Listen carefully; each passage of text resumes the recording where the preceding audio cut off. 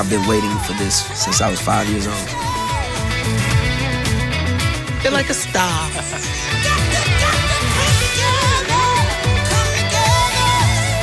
I couldn't be more excited.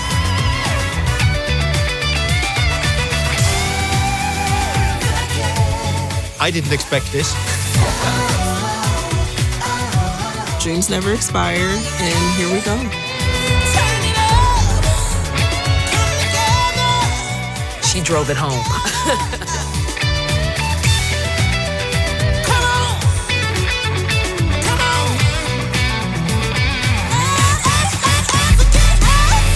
We're back for episode 2 of Advocate Health Has Talent. The competition is heating up, and our finalists are giving it their all. Who will rise to the top? Stay tuned for more breathtaking performances. I am your host, Fernando Little, and I couldn't be more excited to see what's next. With this dynamic group of judges, we're in for an unforgettable night. Maria Howell, Gunter Steiner, Dougie Fresh. Find out who wins in our final episode. We've got an incredible show for you with stories from our patients, talent from all over the country, and heartwarming messages that you will not forget. So let's get started. My name is Shan Boswell, and I'm a phlebotomist, 26 years experience. My name is Michael Jamal, phlebotomist, 6 months in, no experience of it ever before. This gentleman brought me into the company, the Advocate family, and this is what I do. I introduce myself when I go into a patient's room. This is MJ with labs, and was it Michael Jackson? No, Michael Jamal. That's it. Yeah, we weren't going to do it. We weren't. Shout out to Miss Onata, our boss. Shout out to her. She made Shout out to Miss Onata. Every day we came in, she kept saying, "Y'all sign up yet?" Yep. And we kept saying no. And then it got a little closer to the date, and she said, "Y'all sign up yet? Matter of fact, come in here, sit down at the computer, and sign up right now." Yep. So if it wasn't for her, we would not be here. Exactly. I'm gonna say this: taking an opportunity with a company that I just work for, I've gotten blessed more. Even more fulfillment. It feels great. I never had a job that celebrates my talents like this. So, Not only do you make music together, you guys work together. We definitely do. So what's that dynamic like at work, man? Well, some mornings you come in, the time we start 3 a.m. in the morning, nobody is really energetic, ready to go. But let me tell you, this guy right here, when he comes in, he's like a breath of fresh air. So a lot of us, we need that extra peppiness to get us going, and he brings that to the job ever since he came in. So I got to give him his flowers, because he does that for a lot of people in the morning. He gets their spirit up, and you need that in the job. Sometimes you need that one person that can get your spirit going for the day.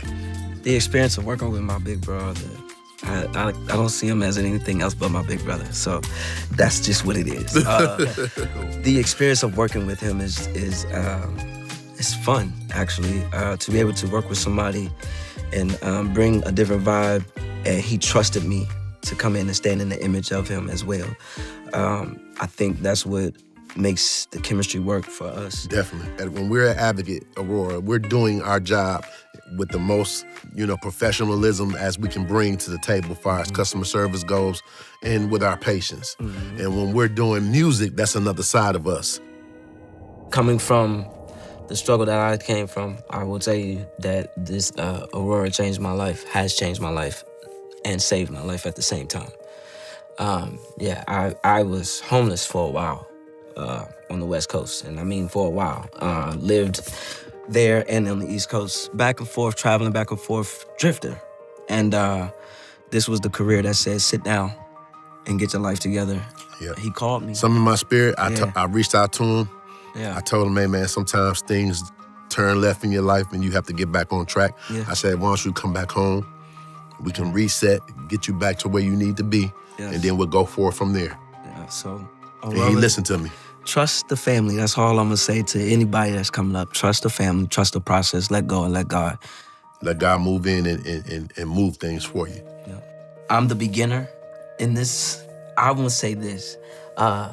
It's an experience that allows me to do what others can't do for the patient, if that makes sense. As far as like, we're the first face that they see when they wake up because we're knocking on their doors at 3 o'clock in the morning.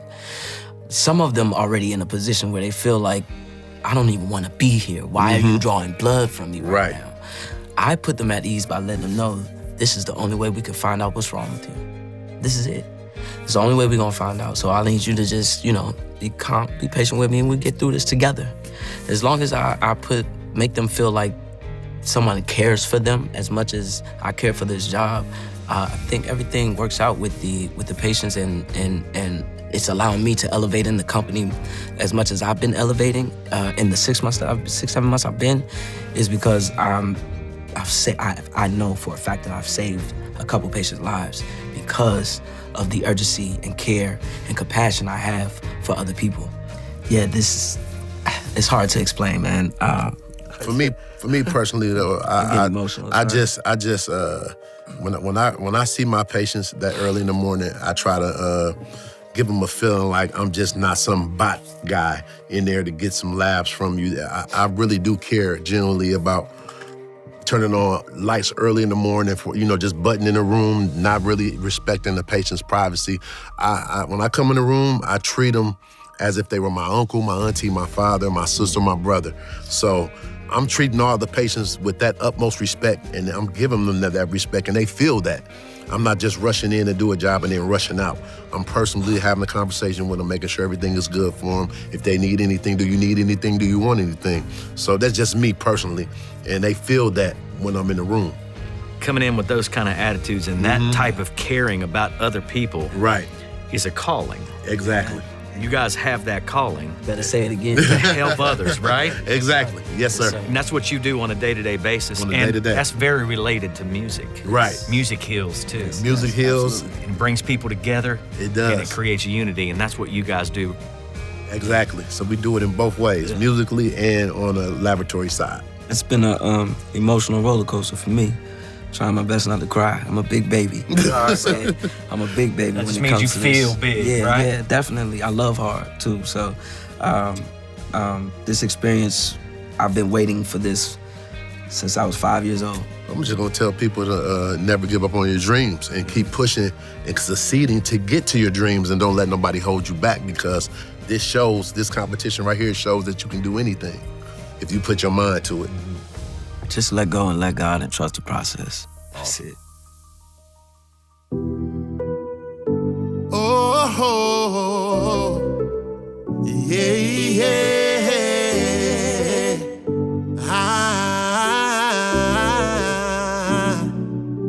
If you need me, baby, I'm here. If you want me, baby, have no fear. If you need it, baby, call on me.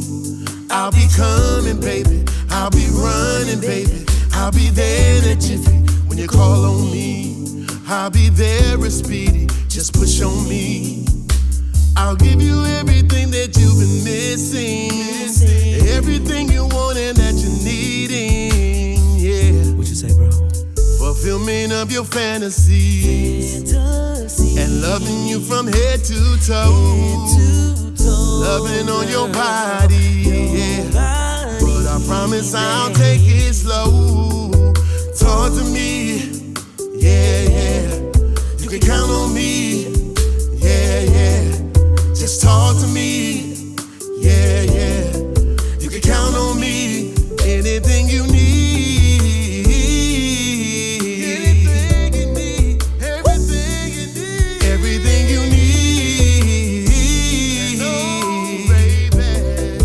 Talk to me any way that you please, babe.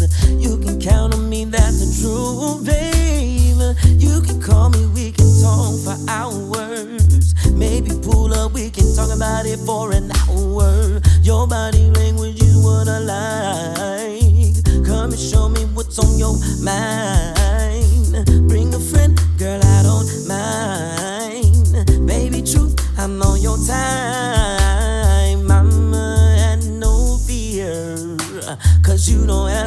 anything over here. Say that's your best friend, but gonna show her how you feel. Cause baby, I'm the man, gonna express how you feel. Talk to me. Talk to me. Yeah. You can count on me. You can count on me. Yeah. Just talk to me. Just talk to me. Yeah. You can count on me. Anything you need. Anything that you need, baby. Everything you need. Yeah. You can talk to me.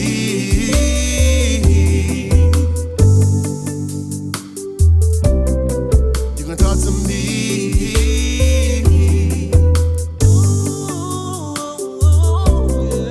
You can talk to me. You can talk to me.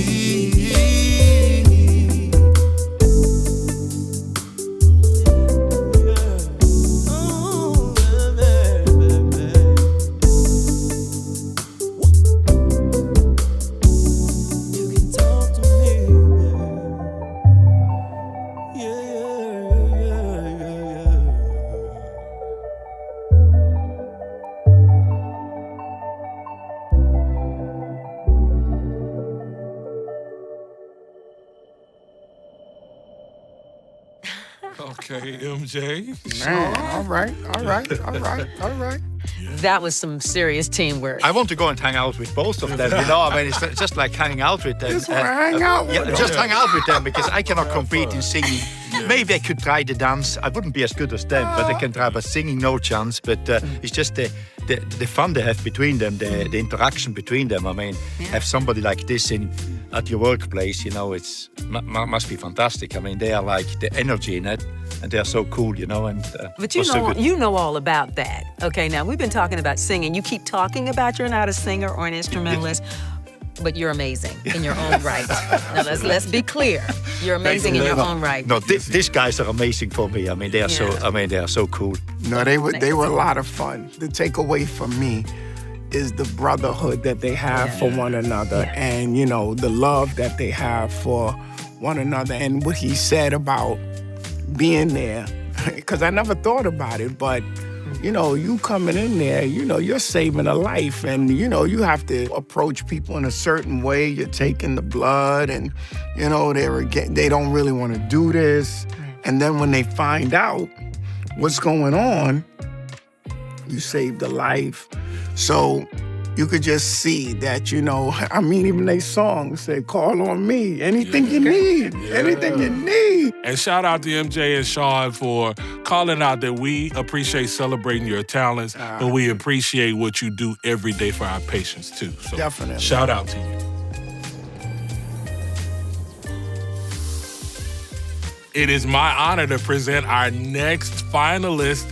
This time we're going to Macon, Georgia. So get ready for Courtney Chavez. I am Courtney Chavez, Human Resources Business Partner out of Macon, Georgia. Been there, 2.5 years, and work with the Human Resources team and primarily with leaders, supporting leaders and therefore teammates. And so it's a lot of fun. I get to help coach and guide and support and learn not only from them, but in partnership with them. I'm very picky when it comes to who I work for and with, and moving to Georgia was an intentional decision and one that took a lot of thought and a lot of research. I know I'm moving across country from family. All of our family is, back west. So it's important to have a good work family and make sure that your personal mission, motivation, vision all align with the organization you will work for. Mm-hmm. And so this is just like icing on the cake, a cherry on top, because it's absolutely incredible to work for an organization like that that's so supportive. And it goes beyond even just recognizing the multifaceted talents or the multifaceted needs of our teammates. It's like this genuine, we want to celebrate you. We care about you. We're a big work family. And even as large as we are, to experience that is, I think, not only rare, but it's incredible. Absolutely incredible. Like, I get very emotional talking about the team and what they do because they do such impactful things. Like, they're literally saving lives. And I pass out when I see blood. So, I literally cannot do what they do. And so I just have so much respect and appreciation for what they do. And so I go into work every day recognizing and embracing the opportunity to contribute on some level. I don't have that profound impact like, maybe some that are saving lives, but I'm hoping that can help elevate, the organization, elevate the outcomes for the team. My grandma was a doctor. My sister has been working in healthcare, my mother. So when I sit here and evaluate who has touched my life, it all comes back to the medical field. So it just, even though I've only been with Atrium or Advocate for 2.5 years, it's like it was meant to be. Typically, especially in the professional environment, I tend to be very, I'm in HR, so we're very professional all the time. Sure. And sure, we can be nice and friendly and joke, but being able to let loose and have fun, especially on a level like this, was incredible. You chose a song today that's just a beautiful song, a classic now, amazing. What made you choose that song? So when I first started singing Blue, it was the nerves. And, there's that little bit of the loud yodel sort of. Oh, yeah. So it was sort of that piece at first was, okay, I could, hide my nerves because typically I just sing in the shower or karaoke with some liquid motivation, courage. So, I think it was more so that. But then also, a powerful message, right? This real life dilemma that so many of us have faced. And so it was just a fun song to sing, and you can get up there with the notes and have some fun and dance a little and move and share my passion, my secret passion. So it was just, a number of things. I think about my daughter. My daughter's 12, incredibly talented, but afraid to get up and try, afraid to put herself out there. And so I am too. I was terrified. I remember going on stage and shaking, having the jitters, but I wanted to be that model for her and show her if I can do it, you can do it. And so I think it'll be a celebration for her and for all my kids. I have 3 beautiful children, but, being able to kind of model that and show her that it's okay to be brave. I was talking to my mom about, this experience and before coming up here, and she reminded me that, you wanted to be a country singer. You drew a little guitar on our wall, and your grandpa had to buy you a guitar. I never learned how to play it, but I just always wanted to be a little country singer.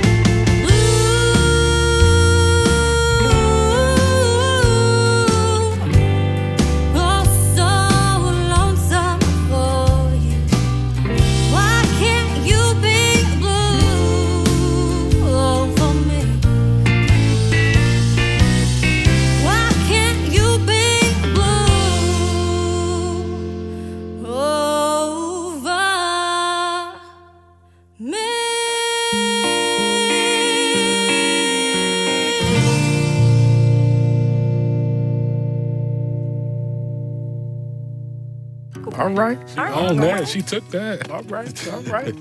I like all kinds of music, but I really appreciated the attitude. That's engaging to me. I thought it was great. I didn't expect that she was coming out when she explained that she had so much fear that she was coming out this strong singing, because the singing was strong. I think you have to tell also that she should say to her daughter, if she's only half as good, no fear. She doesn't need to have fear. She's good, So just get the confidence. But no, it was beautiful. Yeah. Yeah, she has that country sassy kind of attitude. I like that she walked off I don't care what y'all think. This is what I feel. This is it. That's it. You either like it or you love it. Okay. One or the other. You know what I mean? I like that. And she does have a nice voice. Yeah. And it's a position which you don't see until everything goes wrong. They are there, they help a lot, the company, but they are behind the scene. doing all that work, all that artwork. Thank you for calling that out, because she says something about making a profound impact, or that she doesn't think she's making a profound impact. I will reiterate that what you do in human resources to support our workforce and to keep people engaged and motivated and feeling special about what they do is making a profound impact on Advocate Health. So, and she did seize the moment. She got on the stage and she seized the moment. She walked over and almost like if she could have dropped the mic, it would have been a she drop the mic. Dropped the mic. She did drop it, didn't she? She dropped it. Yeah, so great job, Courtney. Yes. Up next, we've got an incredible story from a patient from Macon, Georgia.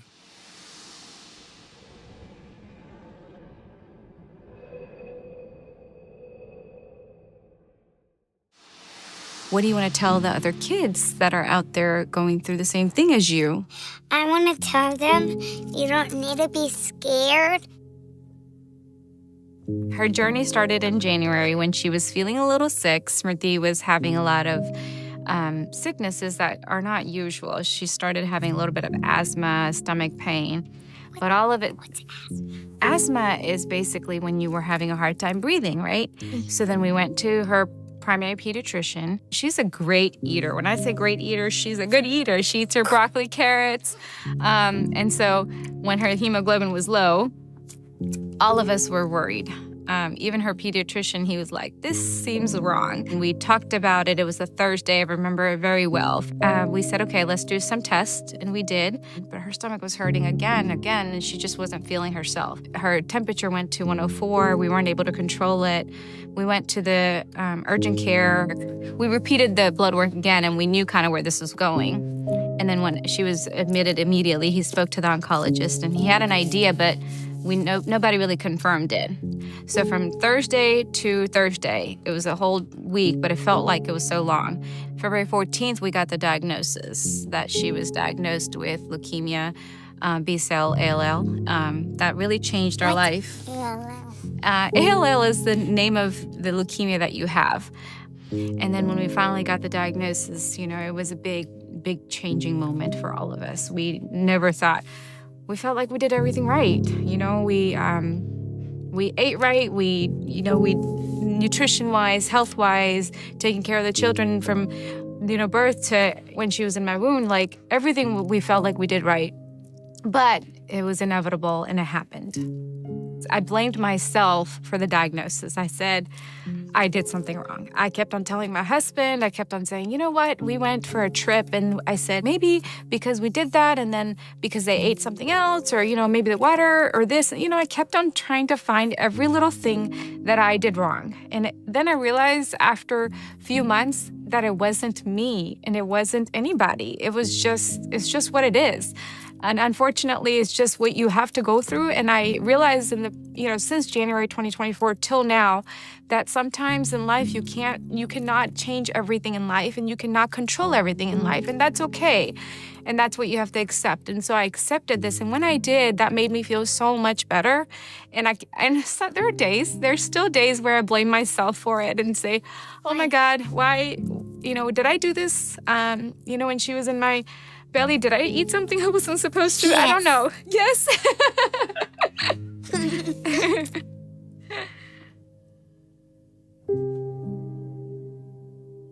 So we are currently on 8 months of treatment here. We still have about 3 more months left, and this is considered the frontline treatment, where her treatment is consistently going on. And then after the front line is complete, then she has 2 more years of maintenance treatment, where it's just where she goes back to school, but she receives chemo at home, and then I think once a month she comes into the hospital. She would count. She would say, I think I only have 3 more leukemia cells inside of me, and then 2 more, and then 1. In my dreams, they would be gone. Yeah. In my dreams, they would be gone. Smruti is very particular about knowing everything. She wants to know what's happening next and next and next. And so she kept on doing that. She's like, what's next? What's next? And so Miss Heather, who's a child life specialist here, she recognized that and she went ahead and created a list for her so that she could visualize the steps. So every single time we say, okay, step 1, do this, step 2, do this, to prepare her. And that has helped her so much. She's had 36 shots so far and she still has 18 more left. But she's still, you can ask her and she's very excited about it instead of thinking, you're excited about her, aren't you? It's tomorrow. It's tomorrow. It starts tomorrow again. But I think that they have done such a good job as to taking something that was negative and turning it into positive. I think that requires skills and it's commitment from the heart. It's not necessarily something that just comes because it's a part of a job, but I can tell it's from the heart. They have done such a really wonderful job making her feel special. I think that she has a very, very bright future. When I say bright future, I have no doubt about it at all. And I think the nurses, the doctors, the entire healthcare professionals here have said the same thing to her because she will ask questions related to the medications, to why is this bag in a green bag and not the regular? Or why am I getting this medicine and not this one? Or why is the color red? Why is this color red? Why is the color red? And so specifically, Dr. Jamal actually had to find an article for her. And he was so sweet. He actually took the time out to find the article to why the bag is in the green bag. And it was very nice. It was high-dose methotrexate. It was high-dose methotrexate. Okay, thank you. Like that. You see what I mean? Like she knows her medications. And so before the diagnosis, she wanted to be a lawyer. That's what she wanted. And then after I still want to be a lawyer, but... You still want to be a lawyer. So after the diagnosis, I want to be a lawyer, an artist, and a doctor. So she's going to be 3 things: a lawyer, an artist, and a doctor. I think that she has a very, very bright future. This journey has made her stronger. When I say stronger, I mean it. I think there's a positive nature to her that I have to learn from, and I have learned from. So I think that her future is bright and that there's a lot of other kids that have fought this and have come out stronger. And that's what I cling to, that hope that she's going to be fine. Yes, there's so many studies out there that'll talk about the negative, but there's also so many parents and so many stories out there that are positive. And that's what I think I need to focus on, and she already does that. What do you want to tell the other kids that are out there going through the same thing as you? I want to tell them you don't need to be scared, but it's going to be over. If you're scared of needles like me, it's going to be over after or before you count to 100 or 3, it's going to be done. That's good. Nosy?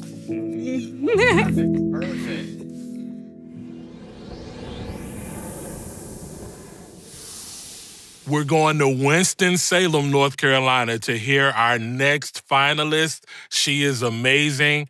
Please welcome Alexis Daniels Wilson. My name is Alexis Daniels Wilson, and I am a patient navigator in the Office of Cancer Health Equity in Winston-Salem. We do several things. We wear so many hats, that's why I don't have any here right now. But what we do is we try to help with barriers to treatment. So when a patient comes in, when they're first diagnosed, what we do is if the providers feel like there may be some barriers to care, there may be some issues where this patient's treatment may be prolonged, or it may be where they won't have treatment. So there's some financial barriers. There's problems with transportation. There's food insecurity, those types of things. So what we do is we reach out to the patient. We form a relationship with them, a rapport with them, get to know them and see what is it that they need that we could do to help reduce those barriers to treatment. Coming in, I know that today is a day that I'm going again to help navigate someone through the cancer continuum, someone who probably just got the diagnosis, because sometimes I'll be in the room, sometimes they get the diagnosis, and just giving them that encouragement, because sometimes people just want the support. Because what we don't realize is a lot of people have these different illnesses, and then they don't have the family support, or they don't have the community support. Or, sometimes even if they have the support, sometimes it's just like, I'm just gonna walk this journey by myself because I don't want people to know. I don't want people to judge me. And so for me, my day-to-day coming in, I know that that's a part of my job. I'm going to support someone. I'm going to encourage them. Even the latter sounds like nothing's gonna work, or they've given me this diagnosis, I'm stage 4, I'm metastatic, and they've given me a timeline of how long I'll have to live. And so I come in and encourage and inspire. I'm that bridge between the providers and the patients as well. I have a dynamic team. They are family. They are really family, and they're very supportive. We're very supportive of each other. Dealing with cancer is a very emotional job, and it does play on you from day to day, and especially when you've been doing it for a long time. And people will ask, how do you guys do this job? Well, there's no I in team, so we do it together as a team. There's been times where I'll come in and I'm weepy, and they'll come in and they're weepy, and we gather around each other and we hug each other and we motivate and encourage each other, because we know that we can't change everybody's situation. We're only one person, but we're trying to just make a difference. Can we just kind of curve the ball a little bit? But my team is amazing. What cancer has taught me is that you have to live life, and you have to live it in the fullness. And in the fullness meaning not just existing. I don't want to just exist. I want to be a part of something. And that means I'm gonna live. How's your experience been today? You know, I've always wanted to be a singer my whole entire life. And to not have to life, meaning just to get out of the cares of doing what I do on a normal basis, and just to be able to and music is I love music. And so to be here and to be in this place, and then, you know, if I were to win, I'd probably wear a crown, because I am over the top. I'd probably wear a crown to work all week. I like it. They'd be tired of me. Come on now, who do you think you are? Ha, ha, ha, bless your soul. You really think you're in control? Well, I think you're crazy. I think you're crazy. I think you're crazy. Just like me.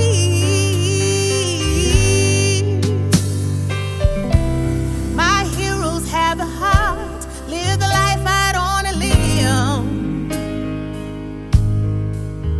And all I remember is thinking I wanna be like them.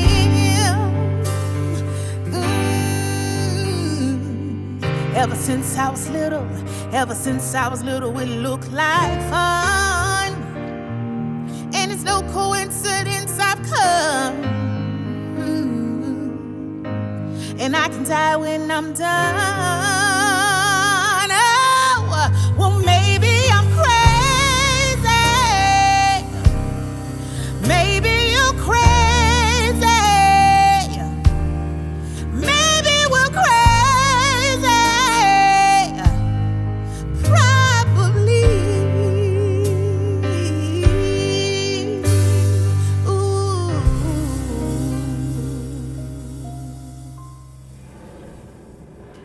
What I like the most about it is the version that she did. Mm-hmm. It was different. The words were changed. Mm-hmm. And then it ties into what I just heard her say. She said she has to live life. Mm-hmm. She has to get out of all of what's going on. Because sometimes life can make a person feel like everything is just coming down on you. So her get out, or her freedom, is in the music. And I think that her singing that song about, you know, you may be crazy, I may be crazy, but let's be crazy together, you know? And the last part is she says she deals with cancer patients all the time. Mm-hmm. You gotta live now, you know, you gotta do it now. I think it's a beautiful message, and I hope that people receive it, because it was well done. I mean, you know, with what she's doing in her job, and also the singing, very powerful. I mean, it was nice. You can see You know, she has got, not everything is easy, but she will get it done, you know. Very, very nice, yeah. Well, I'm an actor. She gave me face. I like the fact that she expressed so much with her face. Yes. And her hands here. This just was, it was all in here. Yay. Yeah, she seemed very natural, like a natural Yeah, performer. she's, stage Because it even presence wasn't fast. It wasn't fast. It was like she was, when I seen her opening up her arms, she was, you know, she's pointing. I'm like, The stage presence, I felt like she was singing to somebody. It was believable.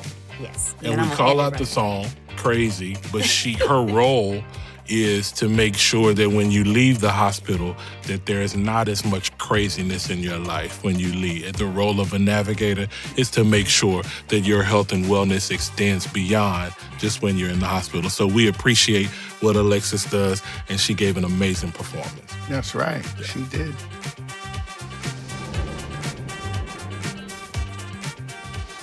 Our next finalist has a treat for you. She's written an original song, and it is beautiful. Please welcome Tasha McCoy from Milwaukee, Wisconsin. I am Tasha McCoy, and I am based in Milwaukee, Wisconsin, although my program's in 2 states, don't forget that.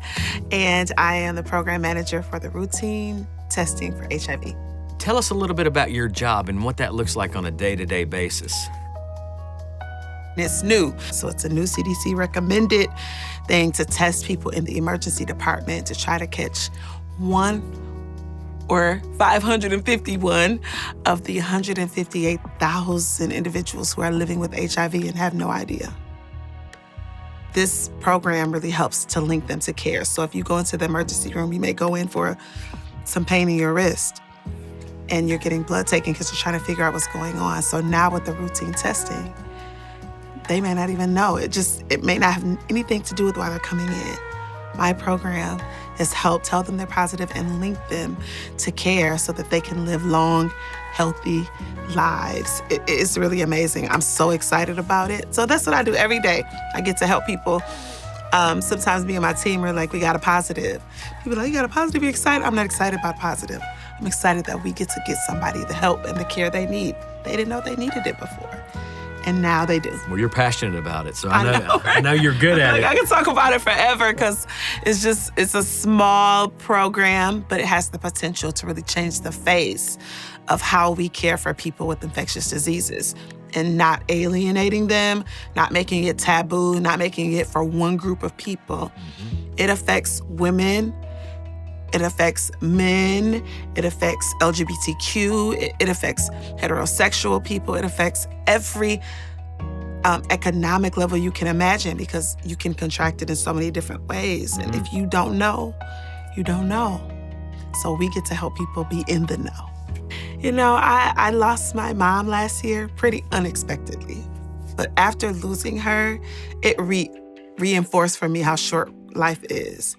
My mom was all about people, right? To a fault sometimes. There was somebody always living in our house and somebody on hard times or that needed something. And we were the ones to give it to them, sometimes sharing our little piece of whatever so they could have.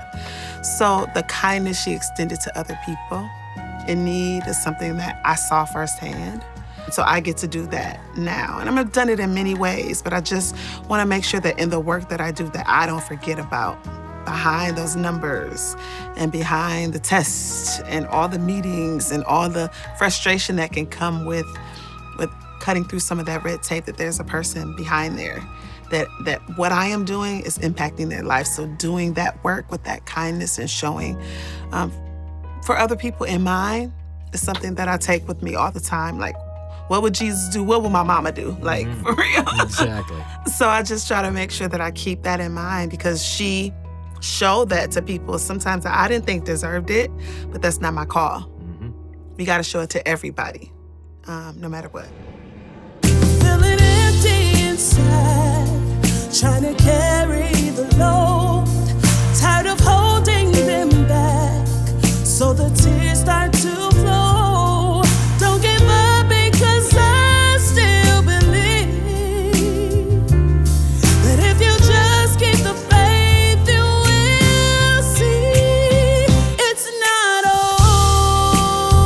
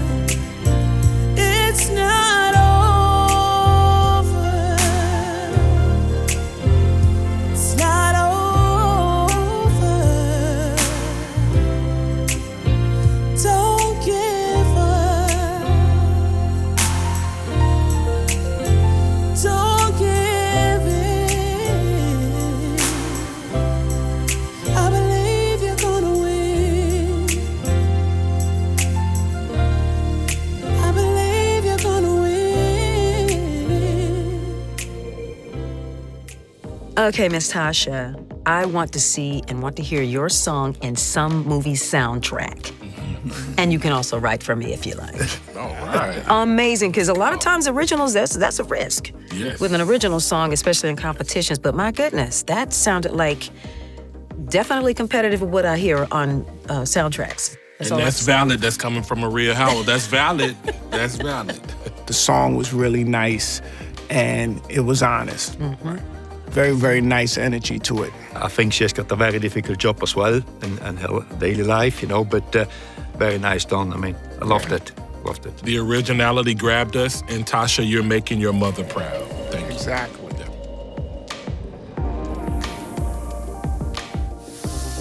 Up next, we've got an inspiring story from a patient in Charlotte, North Carolina.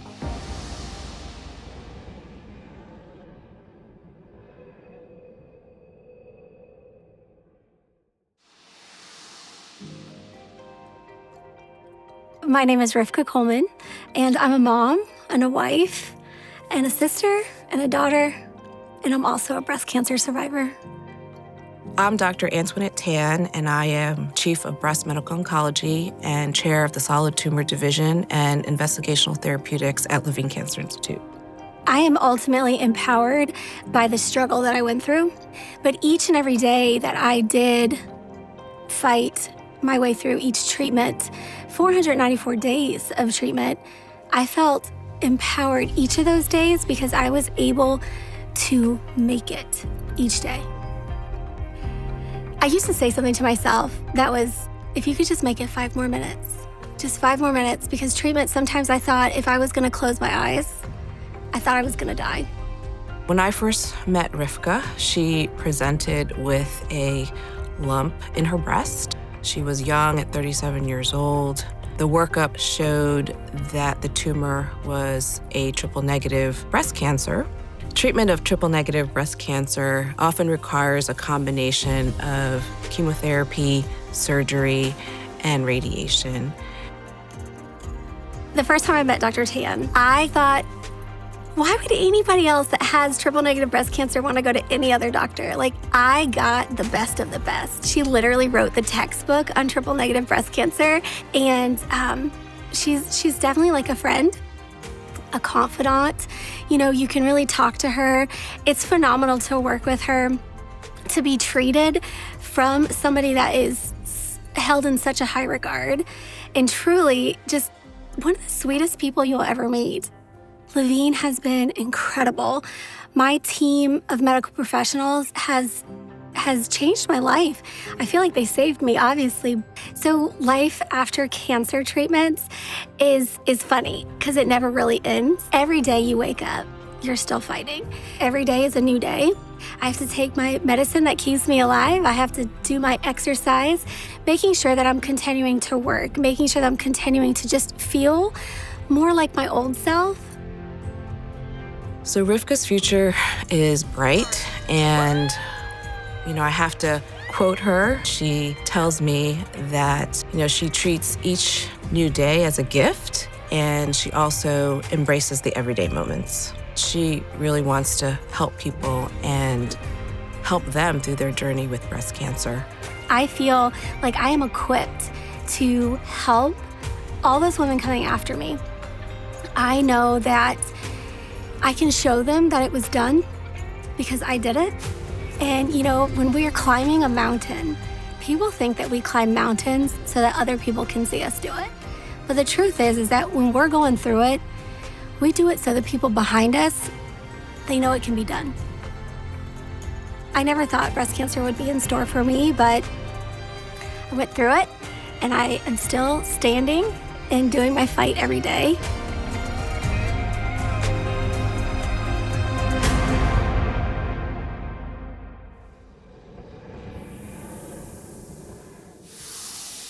Our next finalist has a big heart for people, and he demonstrates gratitude and energy for changing lives in what he does. All the way from Charlotte, North Carolina, please welcome Willie Davis. My name is Willie Davis, and my title is actually changed now. I'm actually now currently in a social worker role. So I'm a discharge planner as a social worker at University City Hospital. Wow. So you're back a second time, and you've moved up in the company to a different position. Yes, sir. Yes, sir. I'm just coming from the lab. This has now been a full circle because in the lab is where the back end, and now I actually get to meet with the patients as they're going through their admitting into the hospital. So we see a number of things from patients that may be homeless to patients that may be getting their surgery to patients that may have had an emergency situation happen. And the great thing about my role now is I get to help them feel safe about their next steps, whatever that may be, because we all have a case-by-case situation whenever we're admitted into the hospital. So whether that means we're going to a nursing home, whether that means we're getting you back to a shelter, if that means we got to get you to acute rehab, whatever that may be, I'm the person to do it for them. You have a heart for people. Social work is your calling. It's part of what you're designed to do. How does it make you feel on a day-to-day basis to be a social worker for Advocate and help change people's lives? I'm thankful, and I can't be more thankful enough to realize I get to wake up and help change someone's life.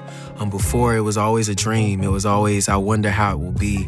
I never thought this day would come, and now that I am here, I live it to the best of my ability. What I'm seeing more and more is homelessness, and it's so unfortunate when you're in your mid-30s and you're living in your car because you got behind on bills. I understand being behind on bills. I've gotten there myself. To then see, wow, they don't know their next step. They don't know if they're going to be able to go to a nursing home, what is the next step for them. And unfortunately, the person, she was living in her car with her boyfriend. She had a hip injury and she needed to go to her next step.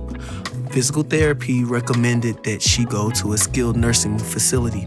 And with her insurance, she potentially can't go to a facility that can shelter her while she gets the recovery for her hip. She might have to go back to her car or the streets.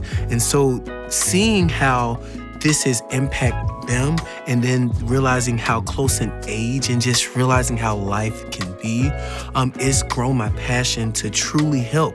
We were able to get them in the facility. And so with her getting covered, she didn't have to go back to the streets and live in her car. And she actually was able to get her hip recovered.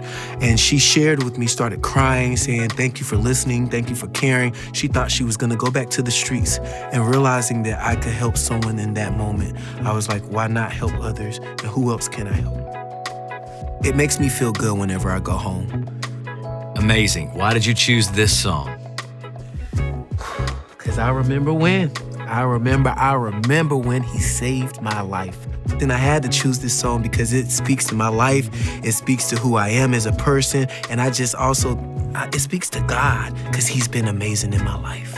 But I'm just honored to be back in this seat again. If you win this year, how's that gonna make you feel? I said hallelujah last year. You sure did. So this year I gotta say, oh, thank you, Jesus. Yeah. I love it, man. I love it.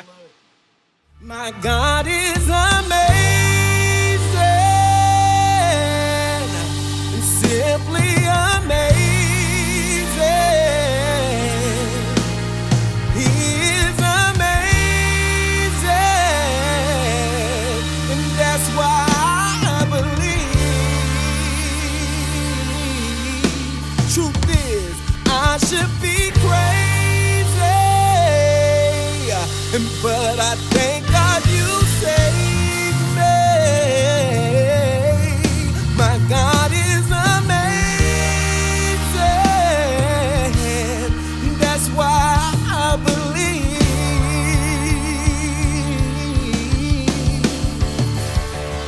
Listen, if you have breath in your body right now, know this one thing. You're an overcomer. And yeah, I know life has its ups and its downs, but I want to encourage you that if God did it back then he'll do it again. So the next time life tries to throw a pain, I want you to tell yourself this. Just say, I'm alive, I survive, I'm alive.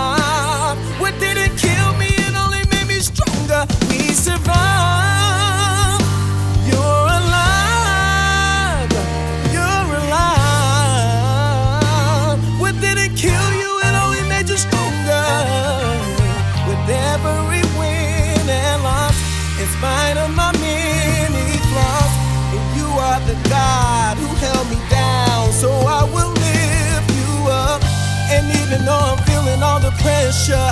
And Lord, you're the one that I can lean on. And if you knew my past, you would swear I finished last. And I still don't understand why my God is so.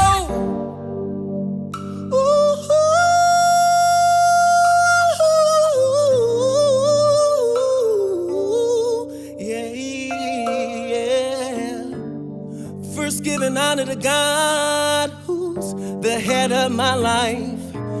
I wanna thank you, 'cause if it had not been for you, could've died last year, thinking about the last tears, thinking about the last time that I called on you. And you came through. I remember when. My God is amazing.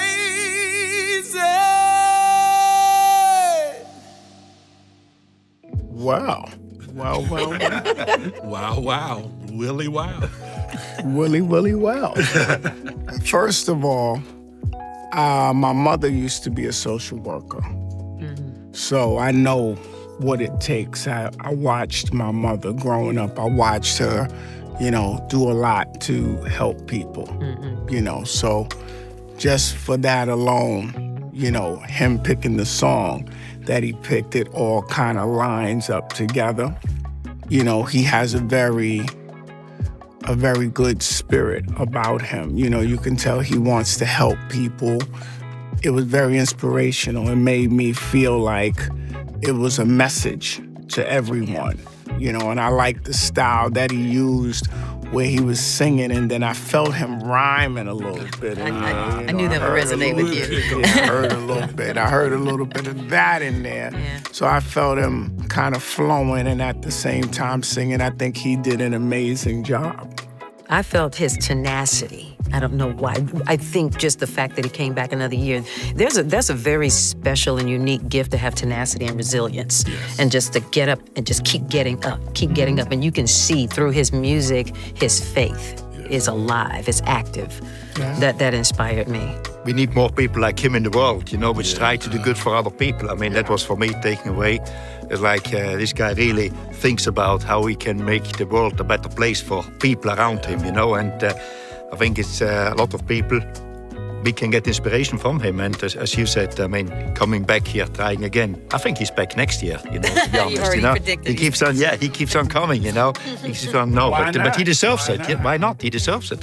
Just to hear him talk, what he does for other people, it's, I think, gives a wake-up call to a lot of people, And that's the essence of our teammates. That's how they show up. And so for me to know Willie and to know that he meant everything that he said, and that's how the Advocate Health teammates show up each and every day. And I thought Willie did a great job. Another round of stunning talent in the books. With only one episode left, the pressure is on. Don't miss the final episode to see who will take home the grand prize. Up next on our final episode. Music is good for the soul. Drove it home. Know that dreams do come true. Maybe you can sing behind the computer. There's nothing else that I would rather do. That brought the tears to my eyes. Yeah. I'm going to New York so I can sing. My mother said, no, you're going to college. Give me a drum roll. It's fantastic, I think. Our first place winner is